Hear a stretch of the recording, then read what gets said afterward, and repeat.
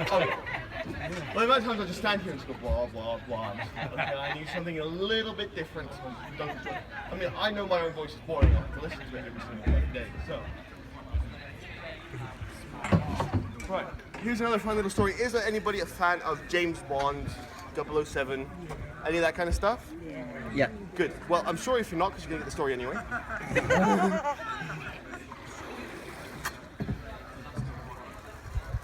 Now, James Bond is obviously a very fictional character, but a man named Dr. John Dee is a real man. Now, he was a famous Cambridge academic. He studied at St. John's, but was a fellow of Trinity, adding to the rivalry. Now, he had a meeting with Queen Elizabeth on top of the bridge underneath.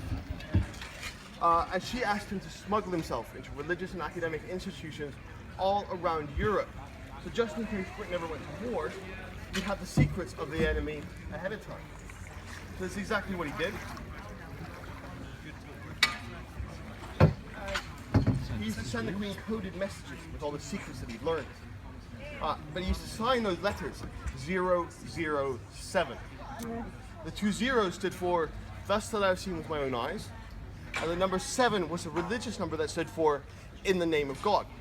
So 007 actually means "Thus that I've seen with my own eyes, in the name of God." Now the Queen used to send return mail in a similar coded fashion, giving him new instructions for what to do next. So she used to sign her letters as M. Does anybody know why? M stood for majesty, thinking that the next reigning monarch may want to use the same system. But the problem was, before the next reigning monarch even came into power, there were so many 007s that she didn't have enough time to process all of the secrets and act on them, and still run all the other affairs of state. So she created what she then called MI6, intelligence for the military to act on, which is where she got the MI. And she chose the number 6 because that used to be, and may still be, I don't know, the religious number for the devil. So they'd be the devil's advocate, and they'd bring the devil's hell against anybody who had the misfortune of crossing paths with them. And then from there, it spiraled into the MI5, the CIA, KGB, all the intelligence industries around the world that we know today. There you go. Very interesting.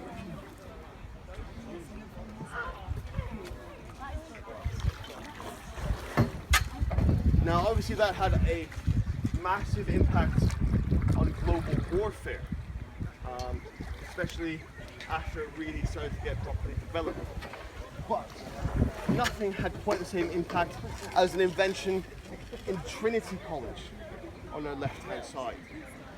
Now, Trinity College invented nuclear energy and nuclear bombs. The first ever bomb tested, the only one tested before Hiroshima, was called the Trinity bomb, because only students of Trinity College were the ones who invented that nuclear weapon. So, there you go. Nuclear activity, as we all know it today, started in this college right here, as did the World Football Organization, FIFA. Now, the reason that football works in 2 halves is usually that two schools would play each other, each with their own set of rules. First half would be the first college's rules, second half, the other college's rules. So eventually they said, we need a standardized set of rules for everyone, so we can have things even like international matches. So, that was first started in this college right here.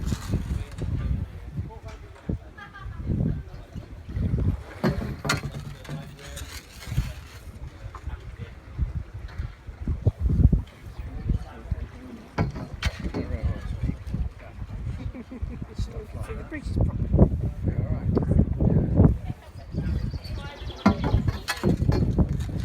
There's some quite nice coats of arms we've got. So it's portcullis. Why that?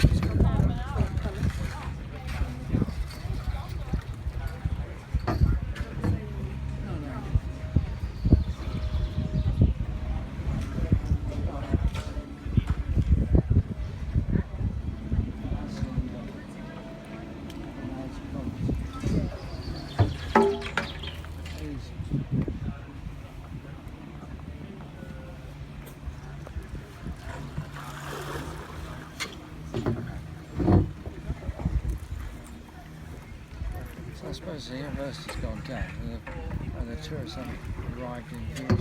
Has it gone down yet? Well, it should Start finish of fine June. as well. Oh, it's still there.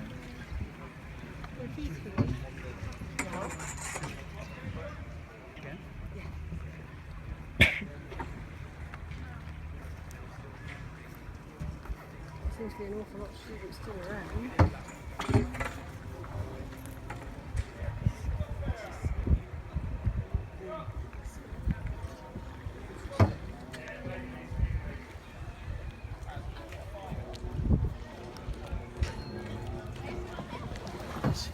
That's a campaign to avoid the problem of getting out.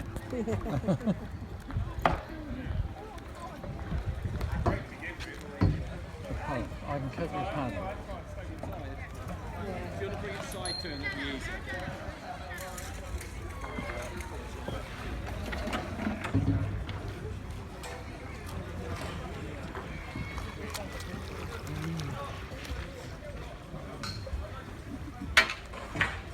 Is that pole a standard length? Yes, I believe it's 5 meters. I've never actually got around to asking, so I'm not 100% sure. But yeah, I It's believe a very it's large one pole, I think. I think it's a lot more than that. Right, okay, so here's another fun little story. Like many, there was once a student of Oxford University. He did his undergraduate at Oxford, but he was a lot smarter man than I am, so he realised errors in his ways. And then came to Cambridge to do his PhD and postdoc, and eventually carried on, started teaching here. Now today he goes by the name of Professor Stephen Hawking. Now the professor actually did his postgraduate in this college right here. It's called Trinity Hall, founded in 1350, and specializes in law and religion. But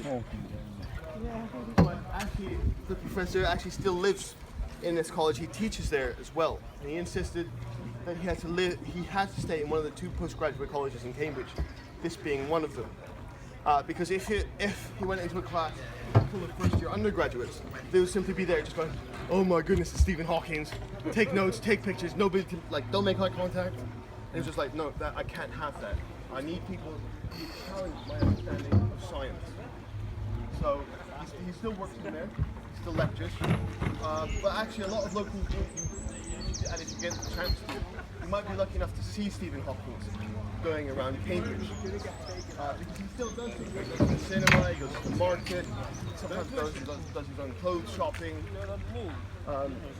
He still goes around like most people would.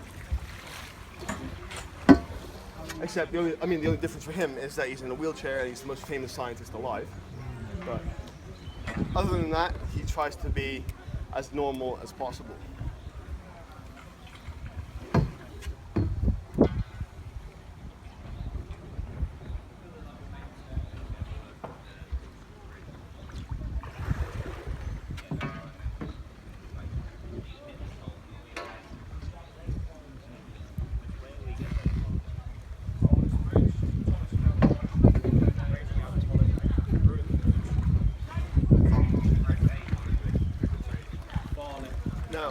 We are now coming on the oldest surviving bridge in Cambridge, the Clare Bridge, which we spoke about very briefly earlier. Now, if you have a look on top of the bridge, spaced out at regular intervals, are some concrete balls. Now, Clare College students were big fans of practical jokes, just like St. John's College was. So what they used to do was replace the concrete balls with styrofoam replicas and push them off the bridge into punts as they came by. Now, people in punts, especially early in the morning, would dive into the river for safety. And when they resurfaced, they would see their camera floating one way, their phone floating the other, and a styrofoam ball sitting in their seat. Now, obviously, that didn't go down too well, pardon the pun. But their next door neighbors, King's College, heard about the pranks. And they said, "We are not going to get outdone by Clare. We're just not. It can't happen." So what they did 2 weeks before Christmas, they supposedly, this is all hypothetical, is supposedly place a massive Santa Claus hat on top of one of the spires. Now it took ground crews 2 days to put enough scaffolding up to get close to the top. And eventually after the second day they said, perfect, we'll just come back in the morning, grab the hat, take it all down, and that's it. Only problem was that when they arrived in the morning, the hat was on a different spire. Now supposedly it took them a week and a half to put up enough scaffolding to get their entire way around the building. Eventually they said, we've got you. But that was on Christmas Eve, exactly as the students had planned it. Now the master of the college came around later that afternoon and said, it all has to come down by tomorrow morning. Because on Christmas Day is the famous BBC worldwide broadcast of the chapel choir during their Christmas Day service. So he said, it's all coming down by tomorrow morning. So grounds crews were forced, rather than spending Christmas Eve with their children, but with each other, taking down scaffolding around the chapel. Now, they had to come back in the morning as part of their contract, which pissed them off even more. It's like, we can't spend Christmas Eve with our kids, and we can't spend Christmas morning with our kids either. But guess what they found when they arrived in the morning? A Santa Claus hat on top of one of the spires. It would look pretty, wouldn't it? Something like that. Well, we just left it there. Got an Austin 7 up there. Now, as promised, the white building next to it is called the Gibbs Building, designed by James Gibbs. Now, he wrote a standard book of architecture, which was used as the global gold standard in architectural design for the next 150 years. Now, all sorts of buildings were used as part of the basis of the design, which were based on this building right here, which includes the first White House.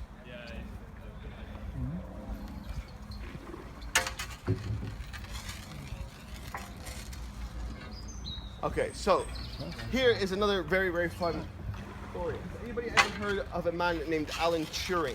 Yes? Yeah. Yeah? Everybody? Yeah. Yeah. Good.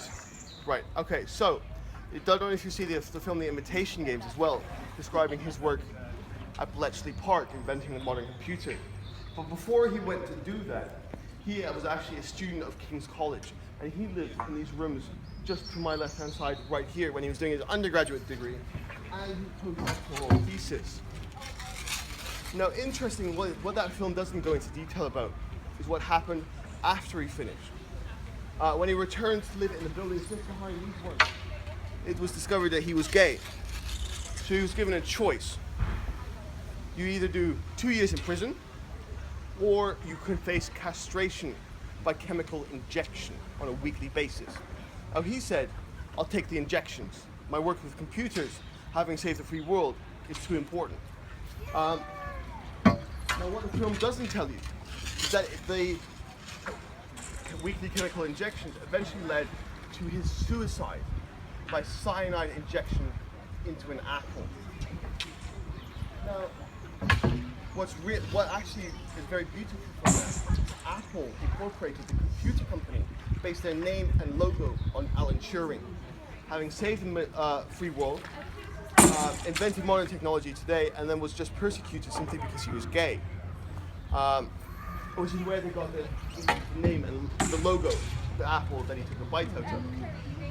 Now the official story released by Tim Cook is that they got a bite, as in a megabyte, and related that to the apple. But Steve Jobs turned around and was like, actually no, I got the logo from Alan Turing. Now if you remember, the first ever Apple logo was a very multicolored striped logo. Yeah. And those are actually the colors of the gay pride flag. It's a different angle. You know that expression, it's not ever as easy as it looks? We always get some learner drivers. They're doing it to make Three you men look in a good, isn't boat, they? 3 ladies in a boat. Oh, you'd be Paid surprised. them. Huh? You paid them to make you look good. Oh no, believe me, when it's a very busy day, when there's a lot of them around, I do get a lot of boat rage. Well, eventually when there's about 6 of them all lined up and you're weaving in it, you spend so much time just going left and right that you just sort of...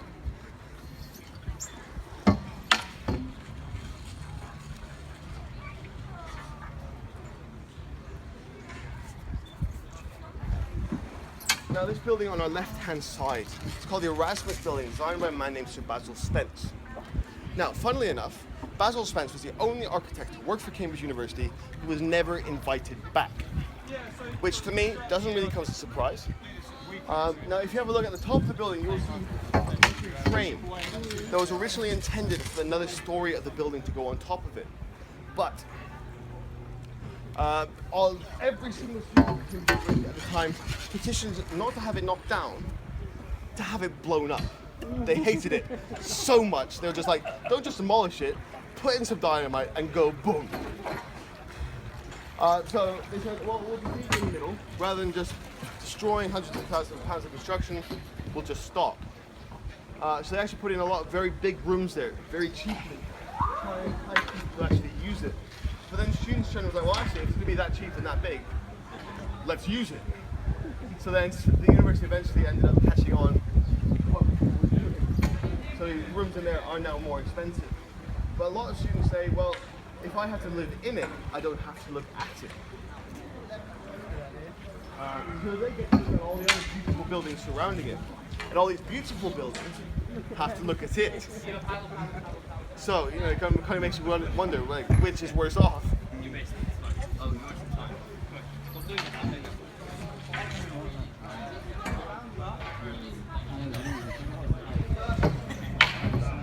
Now, have you ever heard the expression light at the end of a tunnel? That actually is windows. It's a miracle! Because what happened was, You said you were drunk. several hundred years ago, there was the imposition of what's called a window tax. Idea being, the more windows you could afford, the more money you had. So the more hey. So what they did was block up the windows of a lot of servants' rooms, storage spaces. But pretty much the vast majority of people whose only light they would see when they were working were at the end of a hallway or a tunnel. Hence the expression light at the end of the tunnel. Now, does anybody know this wooden bridge that we passed underneath just now? No. It's formerly known as the wooden bridge, Yeah. for obvious reasons. Yeah. The wooden lattice work. Now, today it's actually known as a mathematical bridge. Now, the story would have you believe that it was designed by Sir Isaac Newton, which would have been pretty impressive since he'd been dead for 25 years. It was actually designed by one of his students, William Etheridge. It's designed to be completely self-supporting. It doesn't need any nuts and bolts to hold it up. The only reason it actually does is because of health and safety reasons. If you actually have a look on either riverbank, you will see slanted banks where the bridge sits on. The bridge doesn't actually attach itself to either end. It simply sits on it, which is part of how its design actually works. And it actually becomes stronger the more weight you put on it. Now, we are nearly back at our starting point, but just before we do finish, we're coming underneath Silver Street Bridge, which was Britain's first ever toll bridge. You had to pay a silver piece every time you crossed it, which is why it's called the Silver Street Bridge. Now, just past it on our left-hand side, you'll see what's called the Anchor Pub. Possibly saw it just before we left. That is where Pink Floyd paid their first ever public appearance together. Because two of them went to a sixth form college just down the road together, which is supposedly where they met. Now, just before we finish, you will see on my right-hand side, it may not be in view yet, but it will be in a moment. That is called Darwin College, the other postgraduate college. And that one of the things about it was the official residence of the Darwin family, left by Charles Darwin to his second son, who then donated the building to the college. So yeah, that is the other postgraduate college. Finished in 1965. There you go. We are back to where we started. I hope you enjoyed our time along the back. I hope you learned something other than I'm fat, ugly, and boring. That's a given anyway.